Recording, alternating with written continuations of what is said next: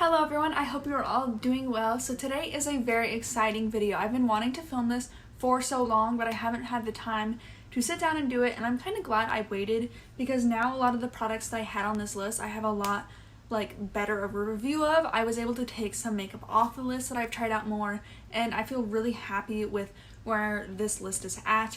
Now, originally when I saw these videos, I didn't like when YouTubers pretended they wouldn't have a big makeup collection if they weren't on YouTube, because I'm not really a big YouTuber. I just kind of do YouTube in my free time, but I still have a large makeup collection, and that comes from watching YouTube videos, being on Instagram, and just being in the beauty community as a viewer.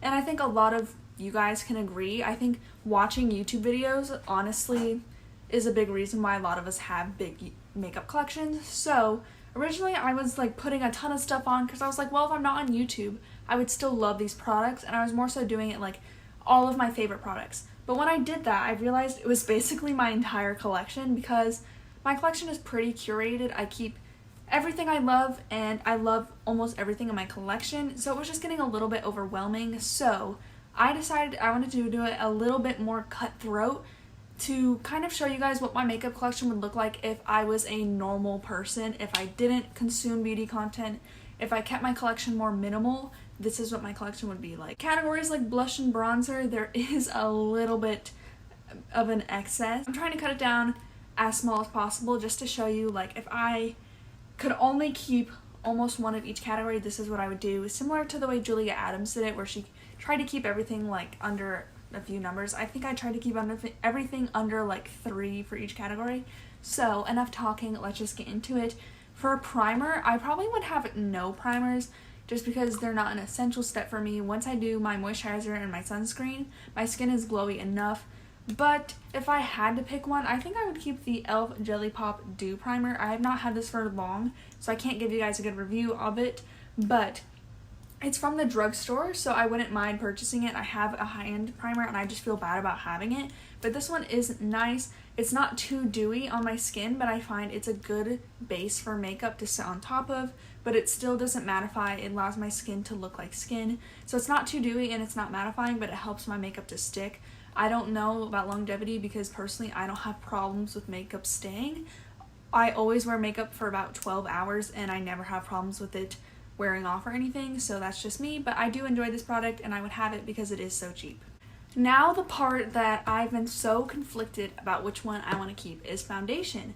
So I have 3 favorite foundations. I have the ColourPop Pretty Fresh, Kosas Tinted Face Oil, and Ilia Super Skin Serum Skin Tint, whatever. I love all of these and I love having them all in my collection. I think I'll have all of these in my collection for the next however long I love them. But if I had to narrow them down, I think I would not have the ColourPop. I don't know, because this one is really nice just for when I don't want to think, because it just goes on, but it's not my favorite on how it feels on the skin. Sometimes I feel it on my skin versus these other two I don't. So that one is off the cutting board, even though I love it and it is so cheap that realistically I would repurchase that one first. And then out of these two, I honestly think I would keep the Ilia one. I have been testing this for a while now. It's in my makeup basket if you saw that video, and I've used this almost every day. And I really like this product compared to the Kosas one because it's not finicky. For me, the Kosas one, it pills up if you don't wait long enough before putting this on, if you have sunscreen under. So it can pill. If you wait 5 minutes, it's fine. It can emphasize dry patches, and I love this product so much, but it is a little bit more finicky. Whereas the Ilia one, every time I apply it, it's perfect. The only thing I have with this product is it can be too dewy or glowy, which for some people is fine. For me, I have to apply it with nothing underneath, which I don't like. So I think I need to get a different sunscreen that is not glowy at all, have this one, and then maybe get a more I don't know, a different powder, because I do need to powder this because it just makes your face look really glowy, like you have a serum on your skin, because this is a serum.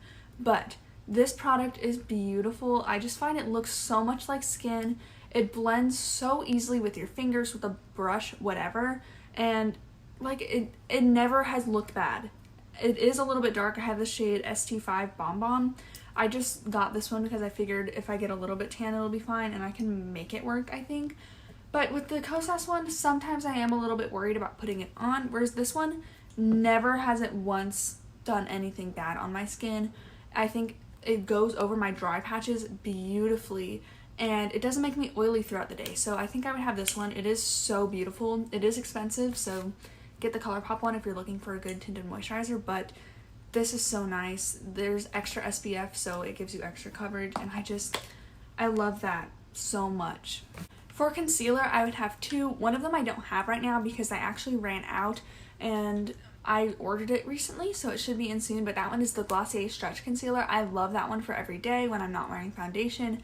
Makes my under eyes look beautiful and never looks heavy or cakey or dry or anything like that. I love that one so much, and I would also have the Kosas Revealer Concealer. I have the shades 2 and 3. 2 is a better shade match for me, but I have both. This does run really yellow, but I find this concealer is so nice because it feels almost like skincare. It's very similar to the Ilia one where it doesn't feel like makeup is on my skin. It feels like it's skincare with pigment, which I really love. I don't apply a lot of this because I find it can crease a lot or look a little bit heavy under the eyes, so I literally just like take whatever is on the paddle and I just dot it all over my face, and it's an amazing coverage. You can build up the coverage, you can wear it sheerly, but this is an amazing concealer and I really, really love it. It's perfect. I think if you have oily skin, as long as you set it, it'll be fine, but dry skin, it won't emphasize anything. The coverage can be whatever you want it to be, and it's honestly the perfect concealer. If I only had to pick one, I would pick this over the Glossier just because it's so versatile. For powder, I have two in here just because these are the two I use all the time. I have a pressed and a loose, but I would maybe replace the loose powder for something a little bit more mattifying, but I'm not sure because during the summer it gets so hot and I like to wear glowy foundation that, like with the Ilia one, I really need to put a lot of powder on, but I love these both. The first is the Bite Beauty Changemaker Light 1 powder. I'm sure you've heard me talk about this if you have watched my videos. I love this powder so much. It does like not show up as light as it looks in the pan, so don't get like your exact skin tone because as you can see, this is really light, but this is the perfect shade for me. It doesn't emphasize any dryness, but it does, like, I don't know, it doesn't take away the shine, but it does make it just look pretty. Like if I have foundation that I look oily with, it just makes it so I look dewy and pretty, and I really like this, especially on the under eyes. It just smooths everything out and it's really nice. I also have the Hourglass Veil Translucent Setting Powder. I've had this for a while and I still have like a ton left, as you can see. This was the powder I used all the time on my under eyes. The only thing is when it's hot out or if you're oily, throughout the day I can notice that your oils do peek through just because this is like a dewy setting powder. This will lock in your makeup all day, but it's not necessarily going to mattify or take down the shine on anything. If anything, it's just going to keep the shine but make it last all day, which can be really nice. But again, I might have one that is a little bit like a third powder, or I don't know. I like both of these, but in the summer it does get a bit much with dewy foundation and dewy powder. Now for blush, this was so hard because I wanted to include so many different blushes, but I've narrowed it down to 3, 2 cream and like 1 powder. So the first one I think I would have, I don't know, I'm debating between this and another one, is the Glossy Cloud Paint in Beam. This formula is unbeatable. I just think this looks pretty no matter when I apply it. Like no matter how I apply it, every time I wear it, it looks so pretty and I'm reminded of how much I love this. It doesn't make me too glowy, so if you have oily skin, this is perfect for you, but it doesn't emphasize any dryness and it lasts for me, and I love it so much. You get so much product, but I was debating between this and Nude Stick Sweet Peach Peony, which is a similar shade, but it is a lot more dewy, so I think I would pick Glossier Beam. I don't know. I really love this Nude Sticks one, but I think I would reach for Glossier first, but I'm not sure. Again, this is just hypothetical. I'm not getting rid of any of my blushes. My number 1 blush right now is the Patrick Ta Double Take Cream and Powder Blush, and She's That Girl. This blush makes me feel so pretty. It is such a beautiful pink blush, and whenever I wear this, I just feel so pretty, and that is what I want in a makeup product. It has a cream and a powder side, so again, I have both. If I had to keep one blush, I would keep this one. It's just the perfect pink blush. The pigmentation can be controlled to be built up, or it can be worn sheerly. I do apply powder first and then the cream like Patrick Ta says, but you can wear them separately. The powder isn't matte, so it has like a nice little glow to it, but it's not like shimmery. And the blush just has a really nice glow to it. I find this shade lasts pretty well on me. It's not like the most long wearing blush, but again, I'm not super picky when it comes to my makeup. And this is probably my #1 blush. So again, for my contenders for cream, again, I have the Nude Stick Sweet Peach Peony, which ultimately got the chopping block. And then another pink blush that competed with Patrick Ta, but I think I would pick that one, is Kosas 8th Muse. I'm sure you've seen this on my Instagram. This was my first ever cream blush, and I love it so much. The pink is just so pretty, but I just think that I like the shade of this pink a little bit better. The Kosas one is a little bit more cool toned, which I think is really pretty, but ultimately I think I like Patrick Ta more. The formula on Kosas is really nice. It is really dewy. Personally, I don't find it too dewy on my skin, but if you were to build it up, it would be dewy because it's like almost a liquid cream in the pan. But I do really like that, but ultimately these would be the two these would be the two creams that I would have if I had to choose. If I had to choose. If I didn't have to choose, I would have the Kosas, the Nude Stick Sweet Peach Peony, and Nude Sticks Sunkissed. I would also have those, but those are my top two, I think. And then for my other blush, which is powder, I would have Cover FX Soft Peach. This is the perfect peach blush. I love this powder so much. It has a matte and a not dewy side. Why do I keep saying that? Glowy side, and I just mix them both, and I think it looks glorious. It can be pigmented if you want, but I find just one tap is perfect, not too pigmented, and you get so much product, and this is like the perfect powder blush for me. So if I had to choose three, these would be the three blushes I have. If you know me, I love blush. It's probably like one of my favorite makeup steps, but if I had to choose, I would pick those three. So for bronzer, this was also hard for me, and actually it's harder to narrow down the bronzer for me. But the one cream bronzer for this category I'd pick is my Fenty cream. I have Butter Biscuit. I do, like I said, like the Milk one better. This one is a little bit more dewy and it's a little bit more sheer, so it really matches my skin. But I find that the shade isn't my favorite. Swatched, it looks exactly the same as Milk, but on the skin, it can look a little bit more yellow, I guess. But I still really like the shade. I love the formula and everything, so this would be the cream I choose. And then to keep the number under 3, the two powders I'd pick is the Kosas Light. This is the Kosas Sun Show, I think. I have the shade Light. I do want the shade Medium, but this is the shade is so pretty on me to just give like a natural sun glow. I'm wearing it right now, but I'm also wearing a different cream bronzer. But this is just so pretty. It does run a little bit warm, not a little bit, it does run warm, so if you don't like a warm bronzer, you're not gonna like this. But personally, this gives me the perfect like summertime glow. It actually looks like bronzer, and because it's baked and it like is more shimmery, it looks almost like a cream on the skin. It doesn't show up as shimmery on my skin, but it just blends seamlessly, and I love this.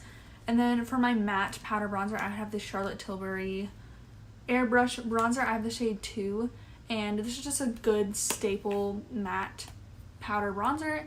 It really is airbrushed on my skin. It's undetectable, and I really have been enjoying this. So those are the 3 bronzers I would have. I'm really struggling with that because I haven't really enjoying bronzers lately, but ultimately now that I've been trying out some other ones more, those are the 3 I would keep, besides one little cheat that I'll talk about right now. So this is my cheat for my bronzer. If I had to have one highlight, it'd be the Oma Beauty Double Take Sculpt and Strobe Duo Stick in Fair Lady. This has a bronzer on it, and I love this bronzer. It is basically like what the Milk does for me because it is pigmented. It literally doesn't need that much product, and I love it. It blends so easily. But I'm putting this under the highlight category because I love this highlighter, and I wanted to find a way to sneak this bronzer in. So I would buy this for the highlighter alone. It's like the perfect like golden highlighter. It looks like it wouldn't match my, like it wouldn't be good on my skin, but it's like Nude Sticks Hey Honey. When I put this on, it just blends right into my skin. It's undetectable. When I turn my face, it's just the most beautiful glow, but it doesn't give me that shadow on my skin. And it's just like the prettiest bronzer, not bronzer, it's the prettiest highlighter, as you can, I hope you can see, but just blends right into my skin, and this is so beautiful. They have a lot of shades of this, and I would maybe pick up the lightest shade, which is more like a contoury cool tone shade. This one is definitely a lot more pigmented, but again, this one blends out so beautifully, and I love this little stick. I got it on sale for 15 bucks, and it's so worth it. I would pay 15 bucks just for the highlighter. Okay, for eyeshadow palettes, if I had to choose only one, I think I would pick the M Cosmetics Divine Skies eyeshadow palette, just because with this one, I literally use every single shade in this palette. When I want a pinky look, I go in with the peachy shade and like one of these shimmers. I also really like this brown shade. It's a good neutral, and this is a good deepener shade, and all of the shimmers are good. So I think this is a palette where I use every single shade. It can be pigmented if you want, but it can also be like a sheer color, so it's like good for every day. And I honestly use every single shade in this palette, so if I had to choose one, this would be in it. And then if I could let myself have three, another one I would have is the Charlotte Tilbury Darling, which is just a good like everyday palette. I really like smaller palettes, but again, like these are not super different. They're just, this one's a little bit less peachy and a little bit more warm, but they're both so pretty, and I really enjoy having both. But my little caveat is I do have the Charlotte Tilbury Pillow Talk Instant Eye Palette. I haven't used this yet because I've been forcing myself to use my Tartelette in Bloom, but I think this would ultimately be the one palette I have, just because the shades in here are perfect. It has my browns, but it also has my pinky shades and plenty of fun little shimmers. So I might replace it with this one, but since I haven't tried this, I'm not going to include it. But I'm just saying, if I have tried this, I think based on the shades, and I really love the Charlotte Tilbury formula, this would be the one eyeshadow palette that I picked. But again, these would be my two ones, and then I would also have my Rowan 75 Degree Warm. I love this palette so much. The formula is so unique. So if you don't like cream eyeshadows or creasy eyeshadows or like messy girl look, you won't like this. I'm wearing this on my eyes, just a little bit of this top brown shade, but it's so pretty. This topper shade is pretty on powder, on cream, or whatever. I love this like reddy pinky shade, and then this one's like a little bit deeper of this one, and it's just so perfect. I use every shade in here. I love the formula. I want to get the 1111 palette, but I love this palette so much, it's worth every penny to me. And if I use an eyeshadow primer, it doesn't crease enough for me to care. There is like a little bit of creasing by the end of the day, but I honestly don't care. And those are the three eyeshadow palettes I'd pick, and they're all tiny, which doesn't surprise me because I am tired of buying palettes that I'm not going to use every shade of. So those are the three I would have. Again, this one might sneak its way in there eventually, but based on what I've tried, it's these three.